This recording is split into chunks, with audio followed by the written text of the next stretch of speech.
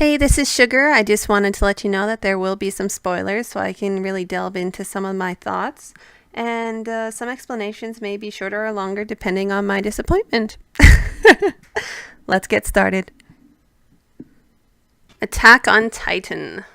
I can already feel the hate coming from my future comments here, but it has to be said. The first half of Attack on Titan was really good, actually. The gory scenes were unsettling yet interesting. The surprise attacks and ambushes were insane to watch, and it really demanded your attention. But the second half was rather disappointing. Once we find out that people can change into Titans, it seems to take away some of the luster of the story. When a female Titan shows up near the end of the season, no one has a clue who it is. Are you serious? I wonder who is the only blonde in this anime with a bob.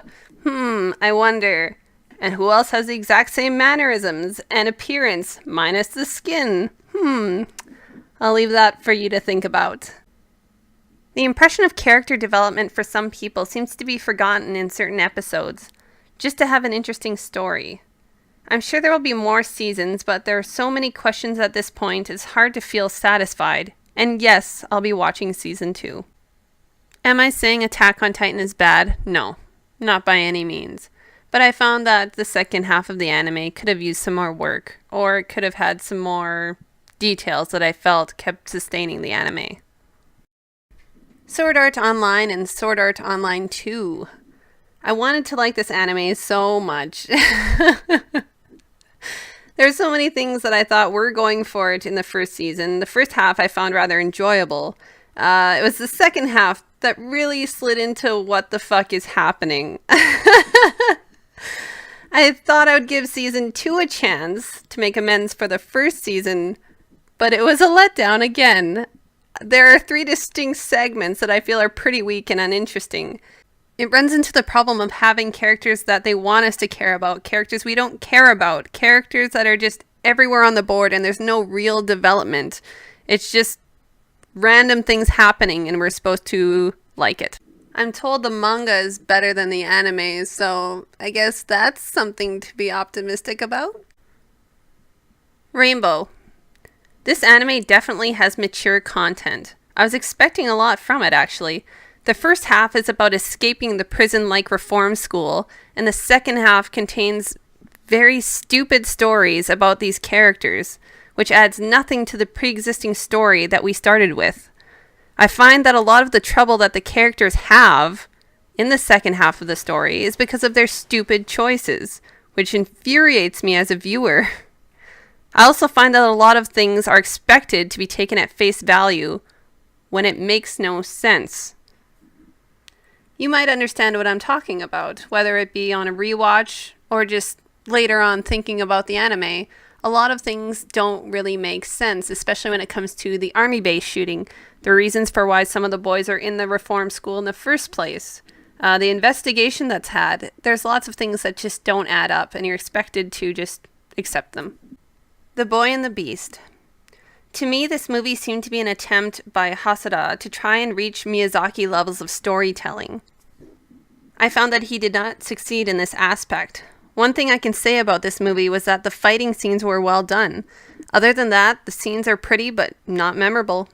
It is a story that has been told many times before and actually done better.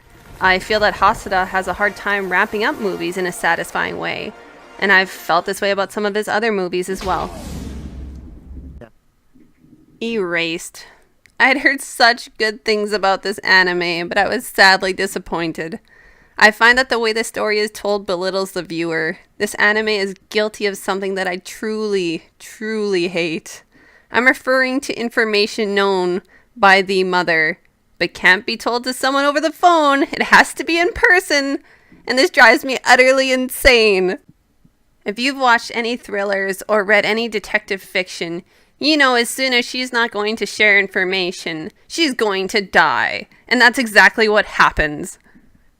Do you think you know who the killer is? You're probably right. Will the ending be satisfying?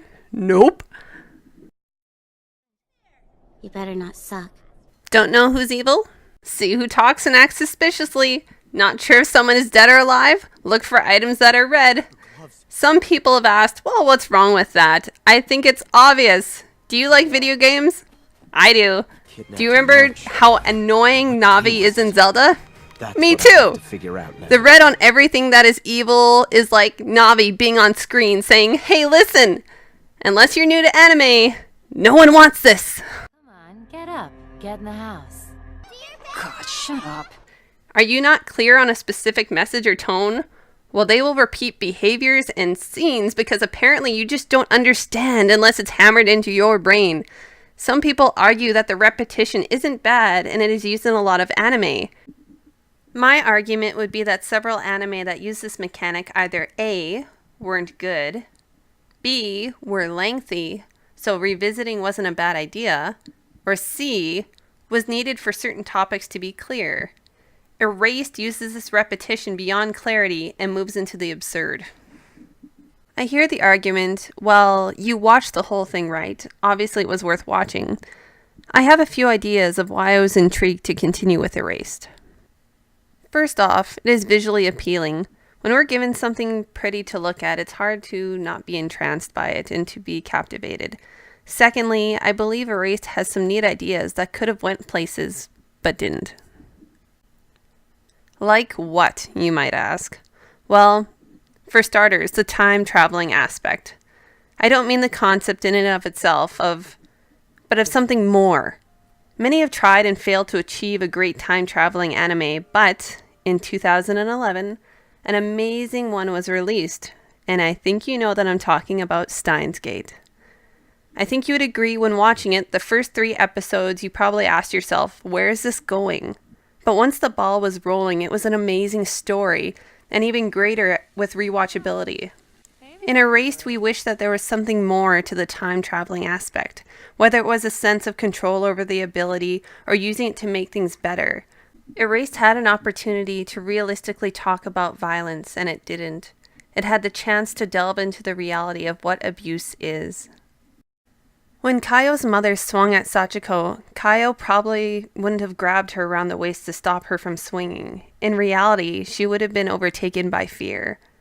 There are several times when Kaio doesn't necessarily act like someone who suffers from abuse.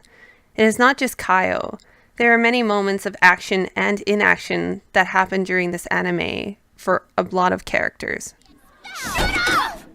I'm sure some people don't agree with my opinions, and that's fine. Everyone is entitled to their own thoughts, opinions, tastes, you name it. If you'd like to share this with your friends, feel free to do so. If you'd like to share what animes made you the most disappointed this year or ever, you can share that below. So until next time, I'll see you later.